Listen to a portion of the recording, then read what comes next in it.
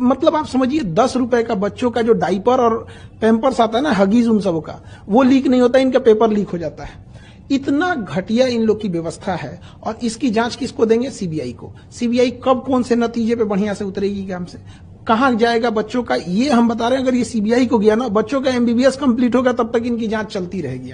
Supreme court के किसी retired जज को इसका एक ऑब्जर्वर बनाना चाहिए और एक टाइमलाइन के अंदर में कौन जिम्मेदार है उसको कड़ी सजा होनी चाहिए। अगर सजा नहीं होगी तो फिर आज राजस्थान केरल नाम आ रहा है, कल कोई और राज्य नाम आएगा यहाँ पे, बट अल्टीमेट बच्चों का भविष्य खराब हो जाएगा। यू वर्सेस द सिस्टम, तुम्हारी सिस्टम से लड़ाई, no it's you with the system. भाई कैसी बेवकूफी की बात लिख रहे हो आप सोशल मीडिया पे अपने?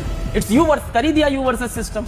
It's a system that is compromised, it's you versus the system. तो पेपर लीक क्यों हो गया? आप ये तो बताओ, कहां सिस्टम में गड़बड़ थी कि पेपर लीक हो गया? आप ये तो बताओ, आप एग्जाम के पहले क्यों इतना स्मार्ट बन रहे थे कि एक पूरी प्रणाली है, कुछ नहीं हो सकता, पेपर लीक नहीं हो सकता, और जब फर्स्ट इंस्टेंट आपको एग्जाम के पहले अंदेशा हो गया था पेपर लीक होना, तो आप पेपर क्यों नहीं चेंज कर रहे थे? और ऐसा तो है नहीं देश में पहली बार पेपर लीक हुआ है। ढीले कपड़े पहन के आओगे, पैजामा पहन के आओगे, जूता नहीं पहनोगे तुम, घड़ी नहीं पहनोगे तुम, जैकेट नहीं पहनोगे तुम, जेब नहीं होनी चाहिए बहुत सारी, प्लास्टिक की बोतल नहीं ले जा सकते, ट्रांसपेरेंट बोतल होनी चाहिए पानी की। तो सारी चेकिंग, सारी पुलिसिंग बच्चों पे कर रहे थे, और इनके सिस्टम के अंदर बैठ के जो पेपर लीक कर रहा था वो इनको पता नहीं चल रहा है। तो ये लीक नेशनल लेवल पे बहुत बड़ा लीक है और सिस्टम के अंदर के लोग इन्वॉल्व।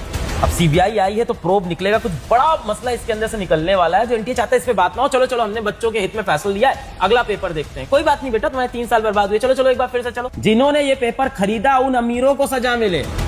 ये कौन अमीर लोग थे जो अपने बच्चों के लिए पेपर खरीद के लाए थे, जो गरीब बच्चों के साथ अन्याय कर रहे थे? इन अमीरों को सजा दे। कोई कोचिंग वाला इन्वॉल्व है उसको फांसी पे चढ़ा है। मैं यहाँ खड़े होकर बोल रहा हूँ, मुझे कोई डर नहीं इस बात का। फिर आप बोले हम जिम्मेदारी लेते हैं, तो अरे जिम्मेदारी कौन लेगा? आप ही तो लोगे। पुतिन आके थोड़ी जिम्मेदारी लेगा एनटीए पेपर लीक का। एक एग्जाम कराने में 1000 करोड़ 500 करोड़ खर्च होता है, अब फिर आप वो करोगे? अब इनके बाप के घर से तो जाएगा नहीं पैसा, आपका टैक्स जाएगा ये, और क्या।